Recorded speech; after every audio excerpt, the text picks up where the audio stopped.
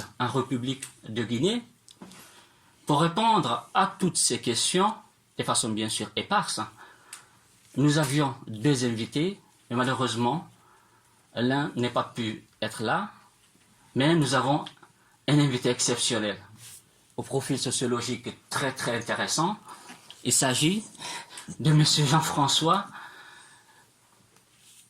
Ekamboji Eboué. Akanji Kombe. Je m'en excuse. Bonjour monsieur le professeur, bienvenue à vous. Vous faites autorité scientifique sur ce sujet. Vous êtes agrégé en droit public et professeur à l'université Paris 1 Panthéon-Sorbonne. Vous avez publié plusieurs articles et ouvrages qui ont trait aux usages du droit social en Afrique, aux pratiques constitutionnelles en Afrique, au droit international. Vous êtes l'un des meilleurs de votre génération en un mot. Votre CV est très très riche, mais très difficile à étaler aujourd'hui, car il nous faudra plusieurs heures pour finir avec ce CV. Mais je vous invite, cher public, à retenir une seule chose. Ce professeur est un indisciplinaire. Indisciplinaire au sens qu'il refuse les cloisonnements disciplinaires. Il brise la spécialisation. Il travaille tantôt sur le droit international, tantôt sur le droit social, tantôt sur les droits de l'homme, tantôt sur le droit de l'Union européenne. C'est l'un des africanistes les plus brillants de sa génération. Il a bénéficié de plusieurs distinctions internationales et nationales, bien sûr en France. Notamment, il a été officier de l'ordre des Palmes académiques et il a bénéficié du prix de la meilleure thèse en 1993 de l'Université de Picardie. Et à la fin de son intervention, bien sûr, pour terminer, je préjuge que cette intervention sera intéressante, on vous donnera la parole pour que pour engager la discussion avec vous durant 15 bonnes minutes. Si vous avez des questions, des inquiétudes et des éclaircissements à apporter, vous pourriez converser avec lui et vous aurez à cette occasion un micro-baladeur, je crois, bien sûr, qui vous permettra de poser toutes vos questions en ce moment-là. Monsieur le professeur, à vous l'honneur.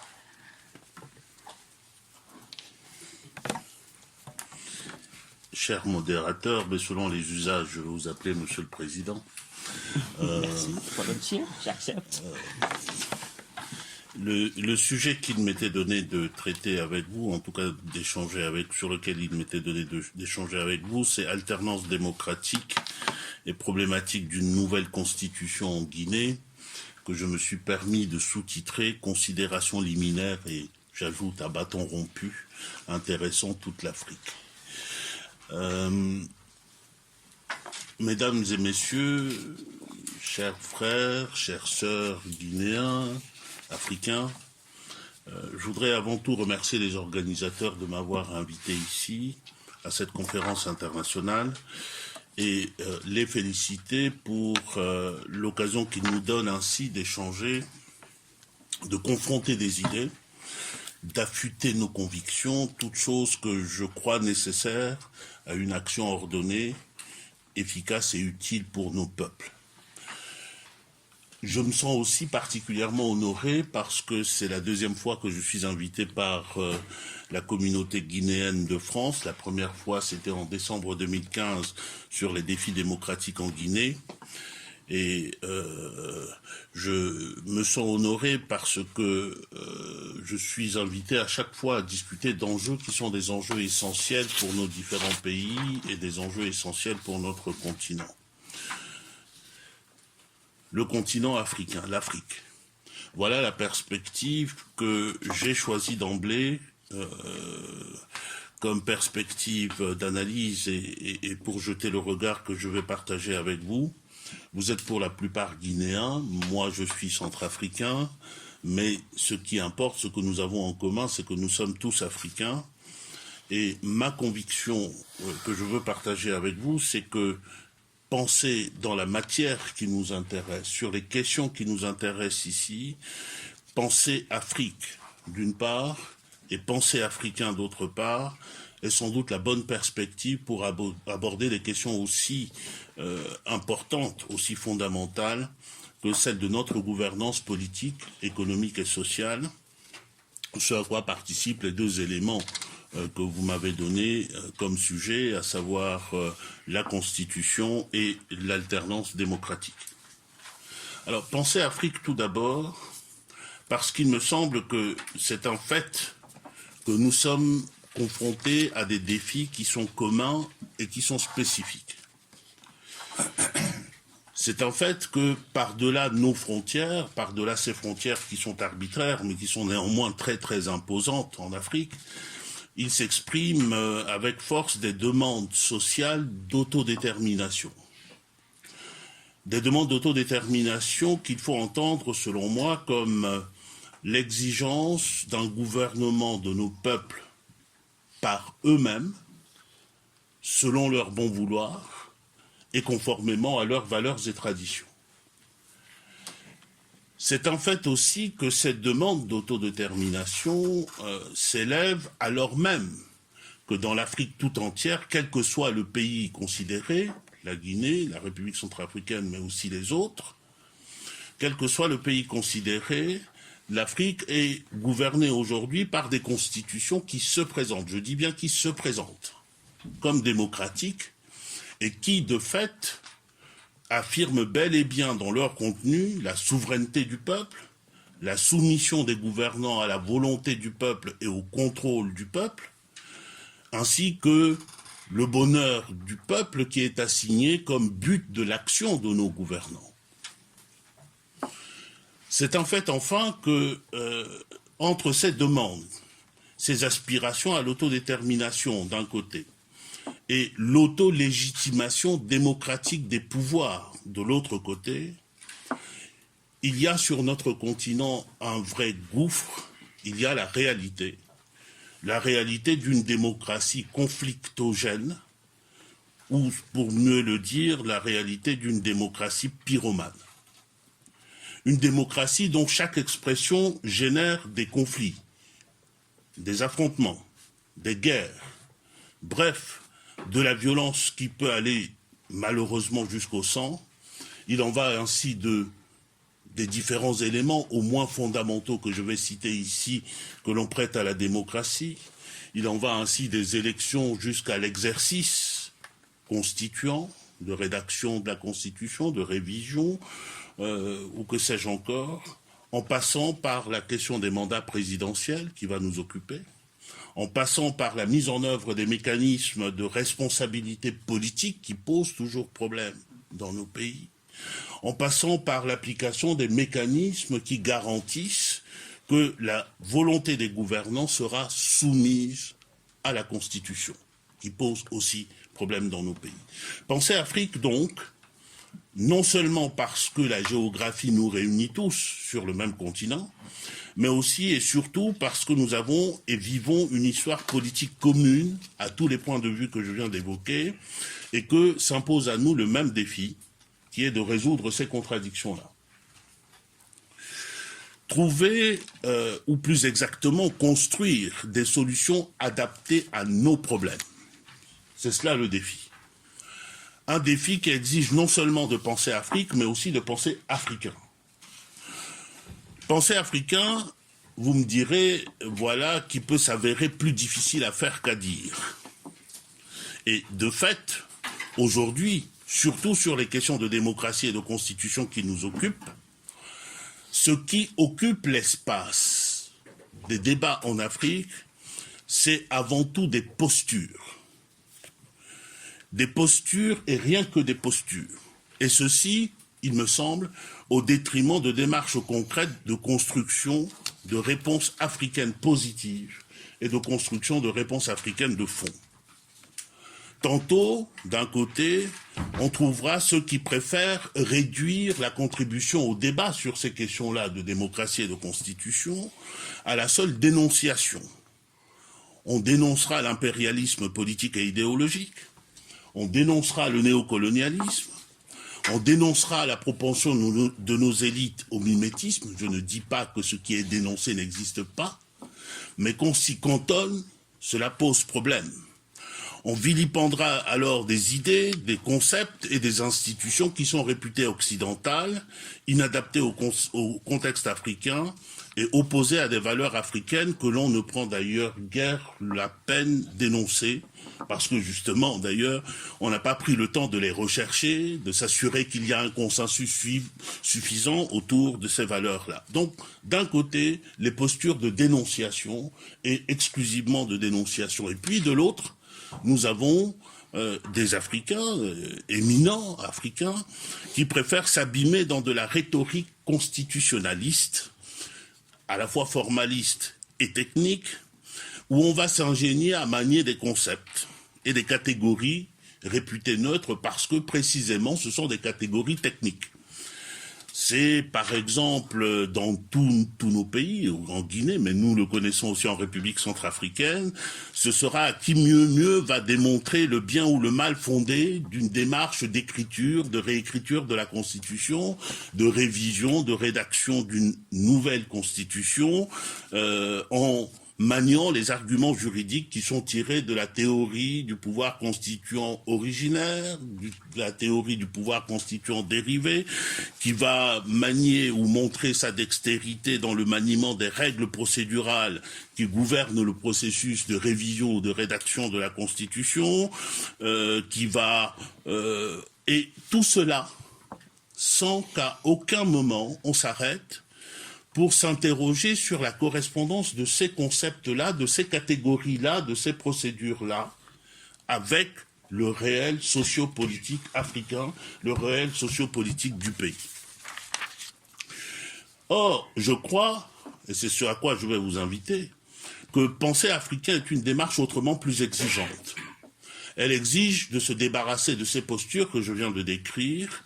Elle exige donc tout à la fois d'aller au-delà de la simple dénonciation et de dépasser ce que j'appellerais la technoposture pour pouvoir aller plus en profondeur. Elle exige aussi, et c'est pas facile pour nous tous, à commencer par moi, elle exige aussi de se débarrasser de toutes les prédéterminations, notamment intellectuelles, qui parasite en quelque sorte l'entreprise de construction des réponses proprement africaines à la question constitutionnelle et à la question démocratique.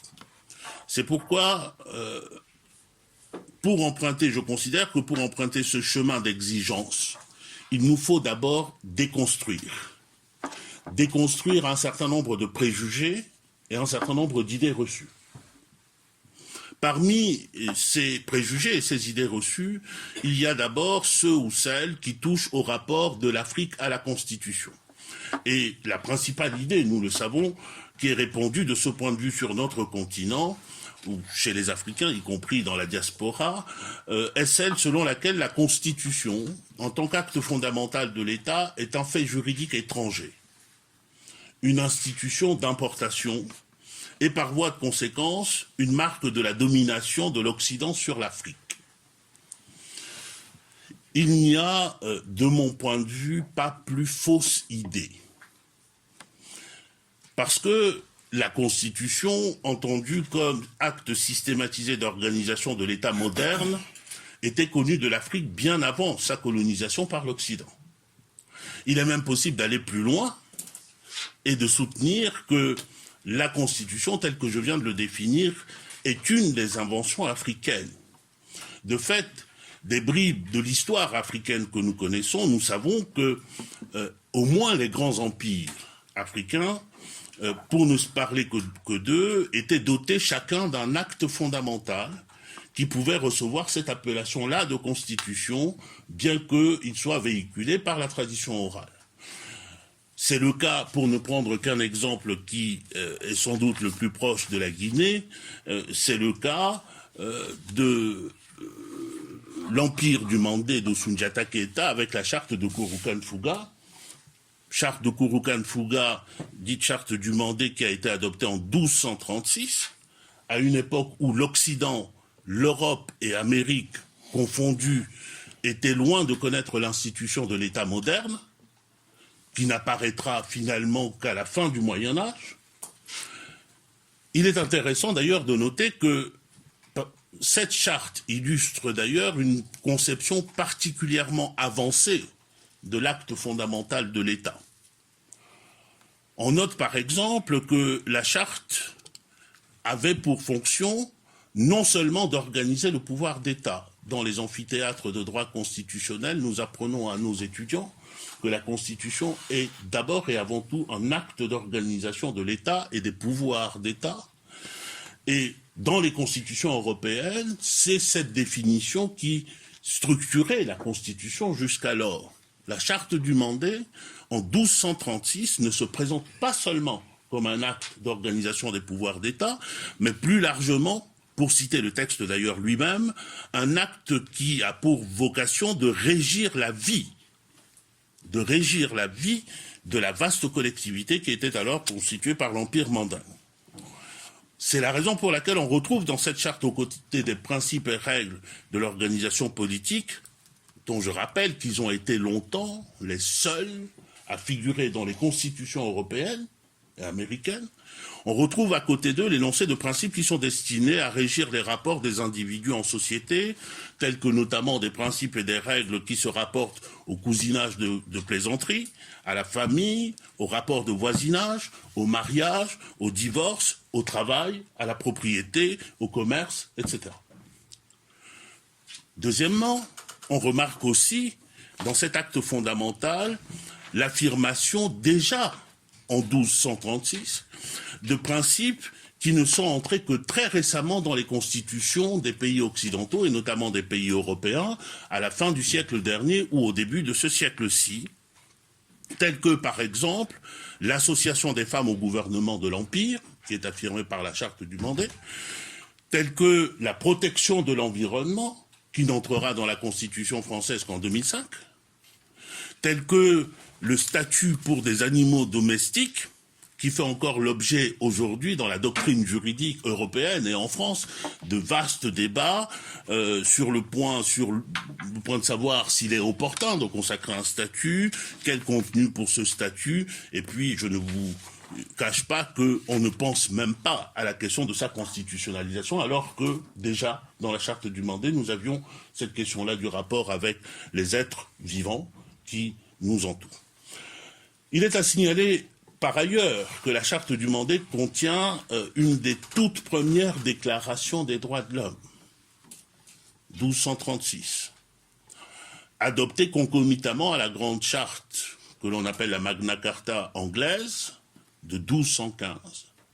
Et ceci bien avant la Déclaration américaine des droits de l'homme qui remonte à 1776 ou à la Déclaration française des droits de l'homme et du citoyen de 1789. D'ailleurs, de ce point de vue-là, pour les constitutionnalistes, cela peut prêter à grande conséquence.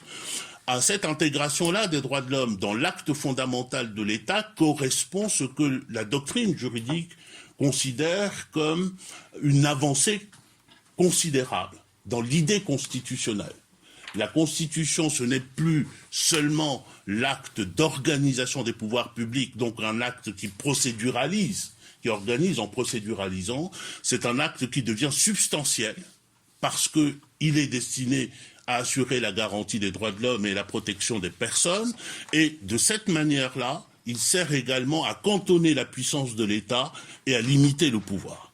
Et cette idée-là, c'est une idée qui est nouvelle, qui date de l'après-deuxième guerre mondiale dans les constitutions africaines, alors que dans la Charte du Mandé de 1236, nous l'avions déjà. Ainsi, comme on le voit, s'il est vrai que de par des schémas institutionnels et procéduraux que consacrent nos constitutions actuelles, on peut considérer que ces actes ont été adoptés sous influence extérieure et notamment occidentale, l'idée même de constitution n'est pas une idée étrangère à l'Afrique. Pas plus d'ailleurs que l'idée de droits de l'homme, ainsi que la Charte du Mandé le montre si bien. C'est une idée de constitution qui est d'ailleurs d'une richesse inouïe, comme le disait le professeur Djibril Tamsir-Niane de l'université Gaston Berger, en commentant cette charte-là, il écrivait ceci: la charte exprime avec force la volonté de statuer sur le devenir de la société, avec le souci de fonder des règles de vie communes et surtout d'établir entre les membres d'une même famille et entre les clans entente et convivialité, c'est, poursuivait-il, la recherche de la paix, la recherche d'une paix durable qui a préoccupé les délégués réunis à Kurukan-Fuga.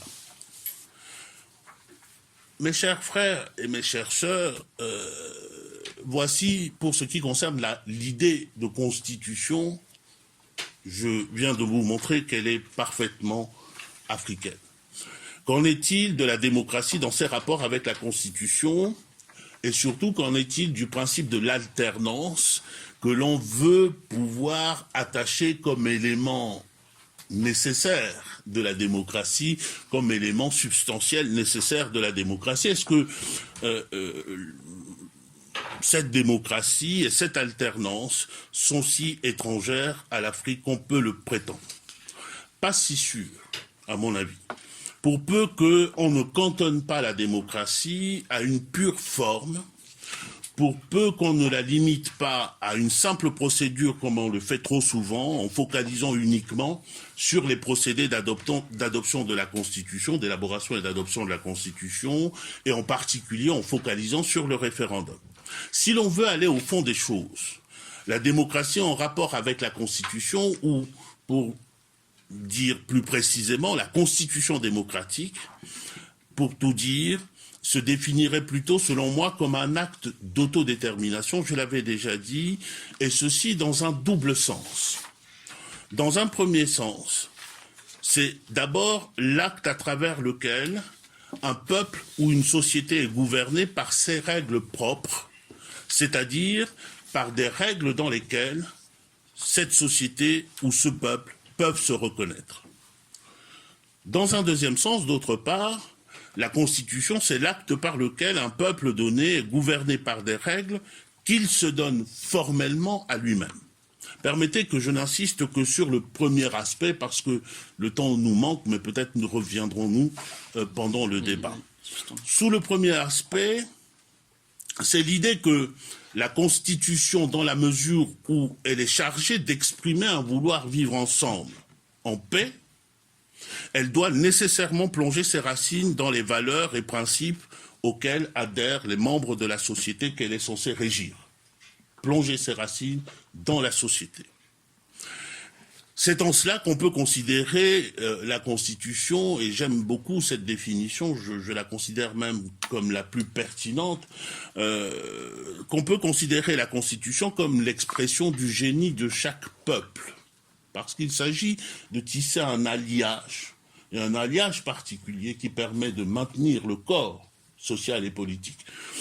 Et qu'on peut définir aussi cette Constitution comme la cristallisation des conventions communes entre les Guinéens, entre les Centrafricains, entre les Congolais. Cette idée, il faut le remarquer, le souligner, est à l'essence même du constitutionnalisme. Et la Constitution, de ce point de vue-là, c'est la formalisation d'un consensus entre, d'une part, ce qui est désiré, et d'autre part, le plus jamais ça. Elle exprime des règles communément acceptées par une société donnée, tout en faisant en sorte que soient bannies celles des règles qui ont montré toute leur nocivité, soit dans le gouvernement de la cité, soit dans le fonctionnement de la société. On aurait pu prendre des exemples, mais le temps me manquant, et puisque j'ai donné le titre de président à mon modérateur, je ne peux plus surseoir à ses ordres. Il me faut avancer. Alors, en tous les cas, si ces exemples nous auraient montré que toutes les constitutions, y compris les constitutions que nous prenons comme modèle, ont été construites en plongeant leurs racines dans les nécessités sociales du lieu, du pays dont il s'agit, et pour ne prendre que les constitutions françaises, par exemple, il y a des formules qui sont assez intéressantes, même très intéressantes de ce point de vue. Figurez-vous que pour ceux qui connaissent, la Constitution de 1946 a procédé à deux consécrations qui me paraissent tout à fait parlantes. La consécration de deux catégories de normes, les principes fondamentaux reconnus par les lois de la République. Deuxièmement, les principes particulièrement nécessaires à notre temps, entendez par là les principes particulièrement nécessaires au temps de l'époque, vus à partir des enjeux français. Il y a donc bien cette nécessité de l'adéquation de la Constitution à une société, mais pourquoi et comment l'Afrique dérogerait-elle à cette loi générale du genre, et en vertu de quoi les peuples africains seraient-ils les seuls à avoir vocation à n'être gouvernés que par des règles étrangères? Et d'ailleurs, est-ce que ça a toujours été le cas? Je crois avoir montré que non. À vrai dire, la déconnexion que l'on constate aujourd'hui, parce qu'il y a bien une déconnexion entre les constitutions africaines et nos sociétés, est un phénomène contemporain qui a démarré dès les indépendances et qui n'est allé qu'en s'aggravant. Et au vu de ce qui précède, bien sûr, c'est préoccupant, il y a anomalie. Mais à quoi tient le phénomène? Le phénomène tient, à mon avis, au fait que, arc-bouté à une approche formelle de la démocratie et à la croyance qu'il existerait forcément ailleurs qu'en Afrique, des modèles constitutionnels à suivre, on néglige de prendre en compte, de faire place dans nos constitutions, d'une part aux nécessités sociales de chez nous, à nos valeurs collectives et aux règles et principes qui sont tirés de notre vouloir vivre ensemble. Et parmi ceux-là, il y a la question de la limitation du mandat, me semble-t-il, qu'il y a lieu de ranger parmi ces nécessités sociales. Je m'arrêterai une minute, si vous le permettez, sur la question du mandat. Cette question du mandat, on a pris l'habitude, dans les débats africains, de ne voir dans l'exigence de limitation du nombre de mandats qu'une injonction venue de la France-Afrique et à travers la conférence de la Baule. Du coup, vous imaginez ce qui suit, on tient les revendications d'alternance par la limitation du nombre de mandats pour illégitimes, parce qu'elles sont étrangères, parce qu'elles seraient contraires à l'intérêt africain, et puis on leur adresse tous les qualificatifs que l'on veut. Mais est-ce que l'essentiel est là? C'est un peu vite oublié, volontairement ou non d'ailleurs, que cette revendication est fondée aussi, et de plus en plus, sur des bases proprement africaines. Qu'elle peut se réclamer d'une observation sur le long cours de nos pratiques politiques, de la pratique politique dans nos pays. Et que par voie de conséquence, cette revendication est une manière de vouloir remédier à des dérives expérimentées dans nos différents pays, et je dirais même douloureusement expérimentées dans nos différents pays, qui ne sait ce que a eu comme conséquence l'institution du président à vie. On a cité tout à l'heure un certain nombre d'exemples, concentration du pouvoir, patrimonialisation du pouvoir, déconnexion du pouvoir de la société et des besoins sociaux, construction de régimes de plus en plus autoritaires et de plus en plus liberticides. Est-ce que tout cela ne justifie pas assez que les citoyens puissent réclamer des remèdes sous la forme de verrous constitutionnels? Et on peut concevoir aussi qu'il soit revendiqué aujourd'hui sur la question du nombre de mandats, de faire une exception au principe de mutabilité des constitutions. Il y a lieu, et c'est ma conviction, aujourd'hui sur ces questions-là, de faire une sorte de moratoire.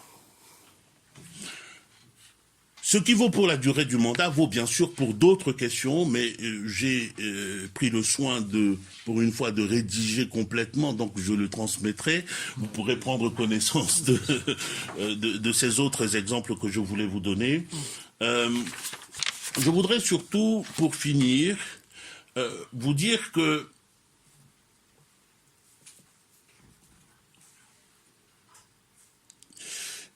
nous avons un substrat social, des nécessités sociales, des demandes sociales qui sont formulées en Afrique. La société n'est pas figée en Afrique. Des demandes sociales qui sont exprimées de différentes manières dans différents cercles. Mais voilà, dans la très grande majorité des cas, cette substance-là de nous-mêmes, enracinée dans nos valeurs et dans nos expériences respectives, n'est pas considéré comme digne d'être élevé à la dignité de normes constitutionnelles. D'abord parce que il est commode pour nos pouvoirs de l'ignorer, Cette ignorance n'est pas seulement une ignorance parce qu'on ne connaît pas, c'est une ignorance tactique, parce que le pouvoir sait que pour concrétiser cette mise à l'écart, il peut compter sur des techniciens juristes servant par goût du profit financier ou par goût du moindre pouvoir social que peut conférer la position éminente d'expert faiseur de constitution, parce qu'aussi la connaissance de ces racines endogènes positives, le désir de les vivre et la force de les revendiquer se raréfient sur notre continent et disparaissent peu à peu au fil des générations, et parce qu'enfin, nous sommes loin de pouvoir compenser cette carence-là de la connaissance intuitive et expérimentale que nous avons par la mise à jour scientifique de ces dimensions de nous-mêmes, puisque la recherche n'est la priorité d'aucun de nos gouvernements, et en particulier la recherche en sciences sociales qui pourrait permettre de nous découvrir nous-mêmes ou de découvrir nos traces. Il y a donc ainsi une forme de conspiration qu'il nous appartient de déjouer et qu'il est dans nos moyens de déjouer. Et pour cela, il n'est pas besoin d'être professeur de droit à la Sorbonne, ni d'être professeur tout court. Ma conviction, la dernière que je vais partager avec vous, est que nous ne pourrons avancer dans cette œuvre-là que si nous considérons qu'elle doit être avant tout œuvre citoyenne, et je vous rejoins sur ce point-là, et au demeurant, ce que je vous ai livré jusqu'à maintenant est avant tout le point de vue du citoyen que je suis, engagé en tant que citoyen pour le progrès de son pays, la République centrafricaine, et le progrès de l'Afrique, à travers une organisation que nous avons fondée avec d'autres compatriotes qui s'appelle Citoyens debout et solidaires. Et puisqu'il ne s'agit que d'un point de vue citoyen, il est ouvert à débat. Mais avant de passer à ce débat-là, je voudrais vous remercier chaleureusement de l'attention que vous avez bien voulu m'accorder, et je voudrais prier mon président d'être d'une indulgence qui me donne des motifs.